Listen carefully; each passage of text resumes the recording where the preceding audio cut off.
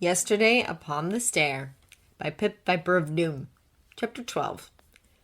By the end of the first and second events of the UA Sports Festival, two things have become abundantly clear to Izuku. First, the universe is out to get him. And second, so is Todoroki's shadow. Not that he hadn't already known. Todoroki made his intentions clear, and the universe hasn't pulled any punches lately, but both points have since been upgraded from educated hypotheses to valid, replicatable theories. To be fair to Todoroki, Izuku manages to place first in the foot race, which earns him the 10 million point headband in the second event, so by then, everyone is out to get him.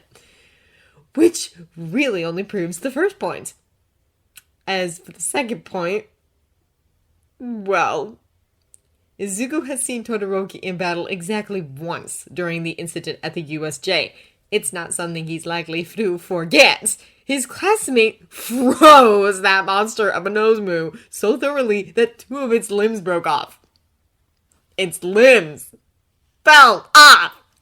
The monster had been left writhing and flopping on the ground like an oversized fish before its regeneration quirk regrew the missing arm and leg. He missed Todoroki's performance in All Might's Heroes vs. Villains game, but he heard about it plenty from his classmates. In that case, Todoroki had frozen the entire building, trapping both his opponents and winning the exercise single-handed. He hadn't even needed Shoji's help. But not once has Izuku ever seen or heard of Todoroki using fire until his classmate pulls it out during the cavalry battle. The one time Izuku's ever seen fire from him, and it's right in Izuku's face. In one fell swoop, Izuku almost loses both his eyebrows and the tournament. But by some miracle, namely Tokoyami's quick thinking, he and the rest of his team manage to squeak into the third event. Izuku barely finishes his sigh of relief when a familiar rattling shriek grates in his ears. No longer content on the sidelines, Rei comes barreling through the rest of his classmates and crashes into his side with an ear-splitting wail of glee. Izuku staggers with the impact and manages to keep his footing only by smacking into someone before he can fall over. "Sorry!" he blurts as he regains his balance and tries to gather the shreds of his dignity. Rei, the little menace, clings to him with her arms around his middle and giggles fit to burst. "Deku, are you okay?" Urarakas at his side in an instant, steadying him with a hand on his shoulder. "Did you get hurt in the cavalry battle? What's wrong?" Izuku forces a laugh. Nothing at all, just ground's uneven, I slipped. I'm fine, thanks, Uraraka." She beams at him, a little amused now that she knows he isn't hurt. "We'll be more careful, okay?" Izuku pastes a smile on his face and forces a laugh. "Right." At that moment, Ida calls Uraraka's attention away. Flushed with embarrassment, Izuku cringes and turns to glance at whoever had the misfortune of preventing his fall. "I'm really sorry about that. Are you okay?" The smile on his face freezes and the words die in his throat. Todoroki's glaring at him like he's trying to wield his quirk through his eyes. Rei's arms tighten around his midriff, and she offers a quiet warning growl that Todoroki has no way of hearing. "That was an accident!" Izuku blurts because he doesn't need any special power to feel the hostility wafting off of Todoroki. It might be cold, too cold to mistake for Bakugo's hot temper, but Izuku still finds himself shrinking away, still shoves his hands behind his back to hide the shaking. He shouldn't feel afraid like this, he tells himself. This isn't Bakugo. However strong Todoroki is, they're on even ground here. He shouldn't feel like this. But with Todoroki looking at him like Izuku's personally affronted him somehow, it's difficult to feel anything but small. Rei's growling gets a little louder. "Look, Izuku stammers. "I mean, no, a word, if you don't mind." Todoroki cuts him off. Sure?" Izuku brushes his hand lightly against Rei's shoulder, curling and uncurling his fingers so it will look more like a nervous tick. "What is it?" "Privately," Todoroki says with a jerk of his head. He walks off. For a moment, Izuku considers blowing him off and joining in on the conversation between Ida and Uraraka. He glances down at Rei and finds her frowning after his classmate. But it's not the usual scowl she puts on when someone gives him a hard time. She looks like she doesn't know what to make of Todoroki either. With a sigh, Izuku jogs to catch up to him. My little brother has done well. I was worried about him, and I wanted to help him win the games, but I didn't need to worry after all. The bully didn't get a chance to hurt him, and my little brother was very smart and very strong, and his other friends helped him. I'm glad. It's good that he has friends who can help him better than I can. It's good that the bully couldn't touch him. But this one, the one with the scar, I don't know this one. I don't like this one. He is cold, colder than me, even though I am dead, and he has fire on one side. He doesn't smile, not even a fake smile or a mean smile. The only time he talks, he says things that make my little brother feel afraid. Little brother is always afraid every minute of every day. I can feel it on him, smell it on him, but he usually doesn't feel it unless the bully comes too close. I don't like it, and I don't like him. If he does anything bad to my little brother, if he does anything but talk, then I'll make him feel fear. He takes my little brother to a quiet place where no one is around to overhear. He looks at my little brother for a long time, long enough for my little brother to be nervous. You wanted to tell me something, my little brother says. What was it? The one with the scar takes a long time to answer, long enough for me to want to ask questions too. I don't like the look on his face. At least when the bully glares, I know what it means. I can feel it, skin deep. I'm angry, I hate you, I want to hurt! But the one with the scar only feels cold. I try to feel harder and listen harder, but the cold is deep, deeper, deeper and deeper, like ice and death and loneliness. There. I don't like what I find. Anger, hate, spite would be easy. It would mean the one with the scar is cruel and mean, just like the bully. It would mean I can chase him off and make him afraid, even if my little brother doesn't like it. But the one with the scar does not have anger, hate, spite inside of him. Instead, there is cold, cold, cold, and then there is hurt. Not the want to hurt like the bully. Just hurt. He hurts. He hurts. Deep down under all the cold, there is pain and fear and loneliness, and I cannot hate that because my little brother had that too. There is anger inside him and hate too, but it is for someone else, and he does not hate my little brother. You blindsided me, the one with the scar says, and I broke my own promise. That means something to my little brother, but not to me. My little brother knows that, and his hands move at his sides, speaking to me. He used his fire. No one felt it but me. Is that why he's so cold? He has fire, but he promised not to use it. Hey, the one with the scar says, are you All Might's illegitimate child or what? My little brother panics. His hands fly and dance and wave, not saying anything, just like the words out of his mouth don't say anything either. That's not it! And you've got it all wrong! And other things that don't match what he feels.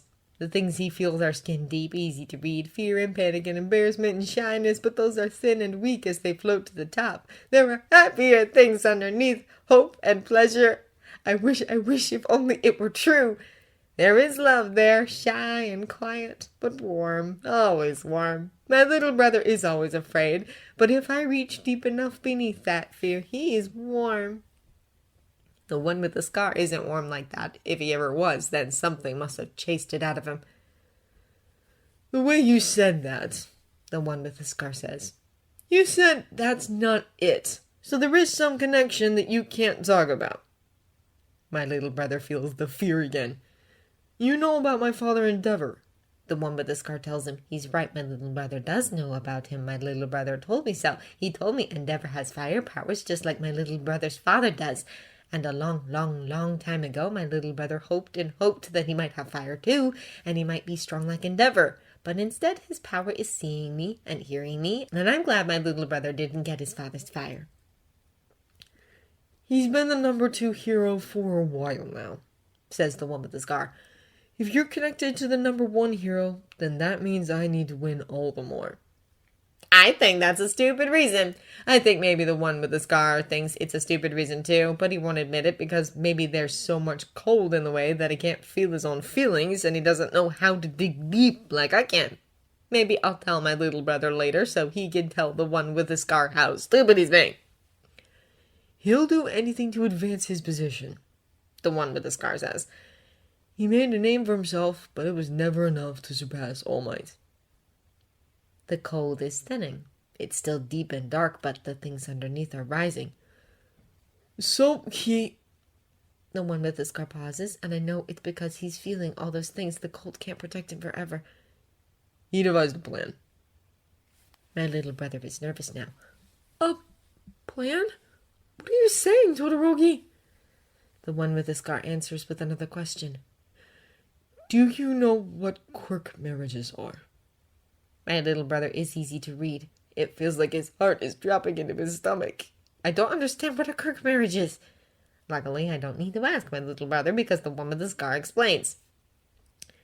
It's a practice from previous generations, he says, and the pain, fear, anger, hate, disgust, contempt rises through the cold and dark, closer and closer to the top like a violin sick. Choosing mates solely to enhance one's own quirk to be inherited down the line, and forcing marriages for that purpose. I hold on to my little brother's hand. I feel the churning in his stomach. I don't blame him. I don't like the story very much. It was easy for my father to ingratiate himself to my mother's family and take possession of her power. The one with the scar talks like the cold is still there, deep and quiet and still, but it's not anymore. The pain is at the top. It hurts him to talk about this, and the hurt doesn't match the cold on his face and in his eyes. I understand now. I think I understand the one with the scar. He hides behind the cold just like my little brother hides behind smiles. That's why I was born, the one with the scar says, only he's covering his scar with his hand. He couldn't beat All Might, so we decided to make a hero who could. The cold breaks like ice cracking, and he hurts. To hell with him. I'll never be his tool. Then why? My little brother tries to say. In my memories. The one with the scar says. My mother is always crying. My little brother is very smart. I wonder if he knows how much the one with the scar hurts. His fingers curl against his scar, and he hurts so much that I wonder how his face stays so cold. If I turn my head and listen, if I stay quiet enough, I can feel things in the hurt, loneliness and love and pain and why? She told me my left side was ugly, the one with the scar says, and I hide behind my little brother. The pain is so close, so strong that I can feel it too, and it hurts and stings and burns. And then, says the one with the scar, she poured boiling water on me. The hurt breaks apart, and there's love and confusion, and it's not her fault. It wasn't her fault. She was scared, so scared. I'm scared.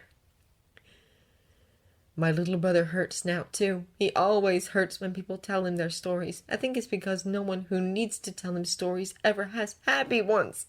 Not the dead and not even the living. I hope one day someone will have a happy story for him to hear. The one with the scar lets his hand drop, and the hurt drops too. It sinks back down, deep down below the cold that he hides behind. There's fear now along with the cold. He's scared. Looking at my little brother, he's scared, and I don't know why. Todoroki! My little brother whispers, and he doesn't hide his hurt. The reason I'm aiming to beat you is as a personal triumph, the one with the scar says. I won't use his power for it. I'll become number one without needing to. And then he turns to walk away. My little brother's feelings whirl around and around. If the one with the scar is deep and dark and cold like an ocean, then my little brother is like a windstorm. Everything swirling together, everything confused, too many feelings to pick just one. If you can't tell me anything, that's fine, the one with the scar says as he walks away. The cold is back, too deep and dark for anyone to see the hurt. Keep being All Might's something or other. I'll climb over you using only my right side. Sorry I took your time. The weird thing is he is sort of sorry. Just not for taking time. But he isn't angry with my little brother. He doesn't hate my little brother. He doesn't even want to hurt him. Not really. And that means I can't be angry at him or try to chase him off like the bully. He's too much like my little brother. If I was mean to him, then it wouldn't feel good. Todoroki? My little brother steps forward to follow him, and pity, sadness, hurt, horror swirl around him. There's a lot that you don't know about me that I couldn't tell you even if I wanted. I don't know why you told me these things, but thank you. And I'm sorry for everything that's happened to you. It must have been awful. Whatever it was, you didn't deserve it. The cold cracks again, and surprise leaks through close enough to the top that it almost maybe shows on the face with the scar. But there are things I need to do too, my little brother says. There are people I owe and I can't let them down. There are people watching me, people who've helped me and protected me. And I'm grateful, but I'm tired of being protected. He looks at me when he says this, and I grin at him because I'm going to protect him no matter how strong he gets. His hands curl into fists and the swirling cloud goes still and settles around him like a blanket. He doesn't smile. There's nothing to hide here. So this doesn't change what I said to you before. I'm going to beat you. The feelings settle down back the way they were. The one with the scar and his deep, deep cold and all the hurt that hides underneath it. My little brother and his fear that never quite goes away because he's seen too much and heard too much to ever kill it. Nana is ready to vibrate upon at the seams. It's impossible for a ghost to simply dissipate into the ether from stress alone. For the first time in years, Nana thinks of her grave. A quiet little spot, calm and silent, probably overgrown by now, unless Gran Torino has nothing better to do these days. She thinks of how nice it would be to just sink beneath the earth and sleep. Not cross over, no, but simply hide away in the dark and let the world turn without her for a while. Her problem starts when Toshi first sets foot in the stadium and Nana is almost trampled by a crowd of restless, dead-eyed spirits. She's only bewildered at first, but their agitation is contagious enough that she starts to feel it too. Watching Izuku keep his head above water in the competition is a welcome distraction, but she still spent hours stewing in a positive feedback loop of nerves by the time part 2 of her problem rears its ugly head. She loves Toshi. She really does. She is so proud of him, and it's a joy to watch him work and fight and live, but sometimes her boy is an oblivious lunk who couldn't read the atmosphere if it was written on a billboard. For God's sake, Toshi, learn to read body language, she whispers as Toshi bounds up to Todoroki Angie like he's greeting an old friend and Endeavor tenses from head to toe and looks at him like he's calculating how much fire it will take to burn him to a crisp. No use whining about it, someone scoffs. Nana edges to the side and spots the speaker, the ghost of a man in his late 20s. He's in a suit, but his tie is loose and his shirt is half untucked. Judging by the frown lines, the sour look on his face is probably permanent. What do you mean? Nana eyes Endeavor suspiciously as Toshi greets him, heedlessly cheery in the face of his fellow hero's poorly disguised hostility. We're dead, the ghost points out. Not like they can hear us if we yell at them for being stupid. What are you following him around for? Nana bridles a little. I knew him when I was alive, she says. I died when he was a kid and I've been watching over him ever since. She looks at Endeavor. What about you? How come you're following him around? For gigs. What? The man gives her a bitter smile. Lady, I'm dead. There's nothing left of me but memories and how I feel about them. I'm following him around because he's an asshole and I am literally made of spite. Before Nana can answer, Toshi distracts her by cutting Endeavor off at the bottom of the stairs just to ask him for teaching tips of all things. I want to know, he says earnestly in the face of Endeavor's scowl. I could use some advice on raising the next generation of heroes. The ghost laughs raucously. Trust me, man, you're asking the wrong person. Nana scowls at him as Endeavor blows Toshi off. What was that you were saying about them not being able to hear us? He shrugs sullenly. Gotta blow off steam somehow. We don't want to end up like Okumura. Who? The poltergeist. What poltergeist? Nana has to force patience at this point. The ghost scoffs. You mean you haven't noticed everybody quietly crapping themselves? Okumura's been a ticking time bomb ever since he started following this dickhead around. He jerks his thumb at Endeavor. Never met a poltergeist before him. When we got here, he pissed off somewhere else, and all the dad have been in a tizzy ever since. Suzuki went out to try and find him, but hell with that. He's mad enough to rip anyone apart if they get too close, so maybe watch out for him. The conversation between Toshi and Endeavor is at an end, with Endeavor storming off. Well, gotta go. Watch out for Okumura.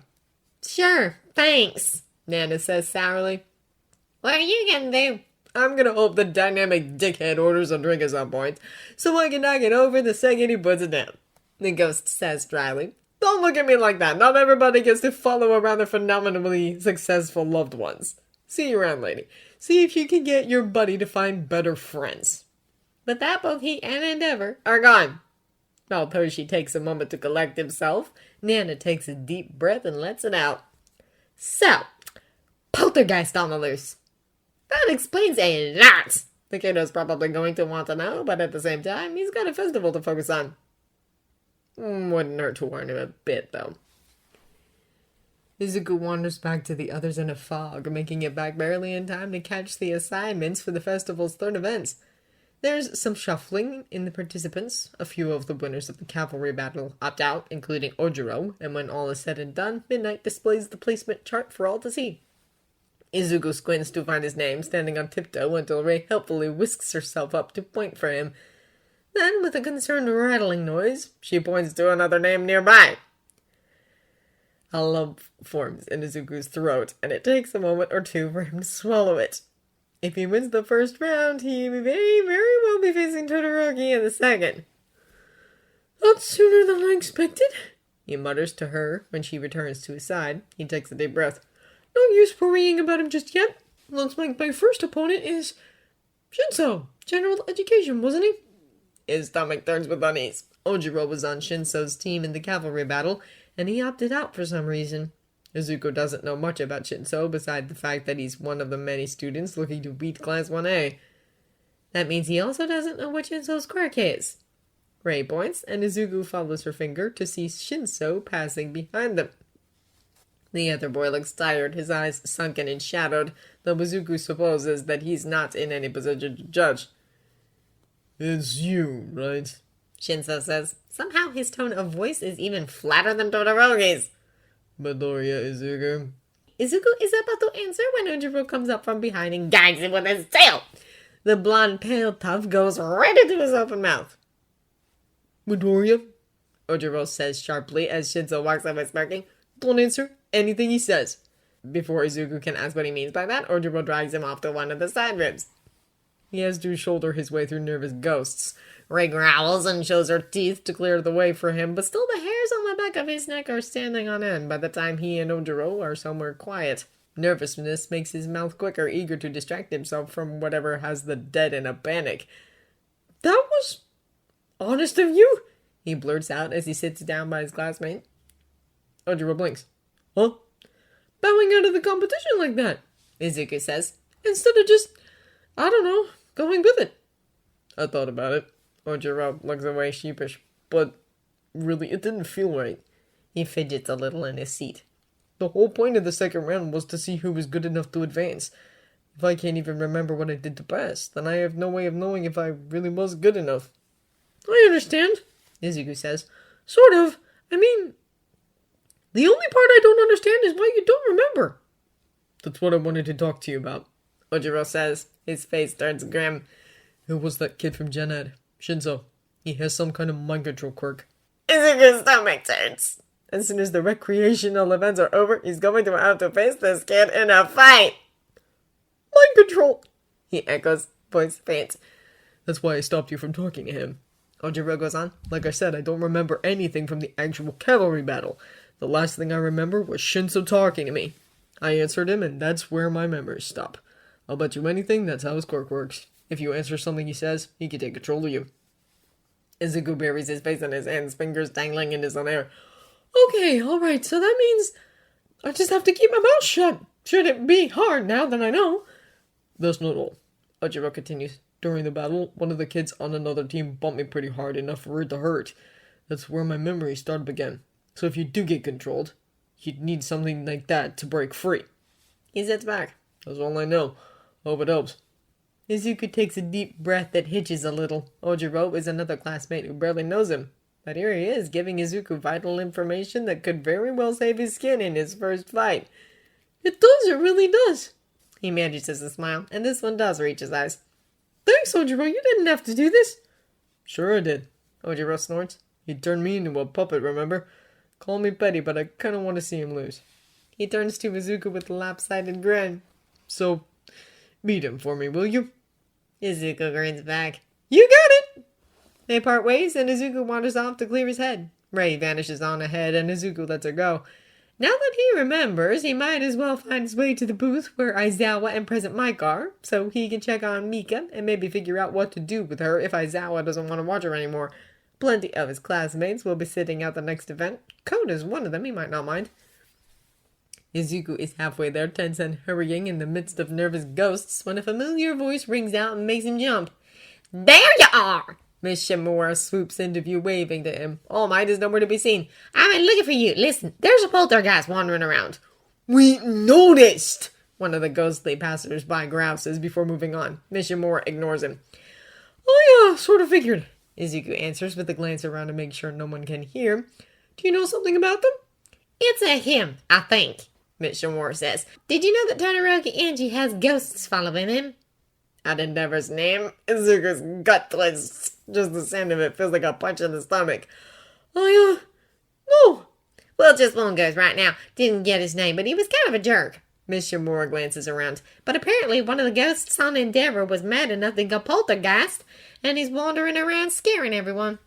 Her blank eyes turn back to Izuku. Kiddo, listen. I saw the board. Play your cards right, and you'll be fighting Todoroki in round 2, right? You need to watch yourself because there's something funny about his dad. I know, Izuku says quietly. Oh, good, then. What, you did? Miss Shimura blinks at him. Well, anyway, just watch out for that kid. I don't trust his dad. Can't quite put my finger on why, beyond him acting like an asshole, but don't know what this means for his kid. Izuku does. Do you know where the poltergeist is? He asks. Huh? No. I know his name's Okumura, and he's probably pissed off because of Endeavor, but beyond that, nothing. Izuku checks the time on his phone. Bet I can find it before I have to go out? Are you serious? I've got nothing better to do, Izuku says. I just have to go get Mika and then... Honestly, Izuku's not sure why he bothers being suppressed anymore. He turns to look in the direction he's been heading before and finds his cat, once again, trotting at Rei's heels. They both look quite pleased with themselves, and vaguely, Izuku wonders if Aizawa knows she wandered off. Well, nothing for it. Thanks, Rei, he says. We've got some time before the third event. Want to help me find an angry ghost? Rei's smile is a touch wider than a human mouth has any business being. Izuku takes that as a yes.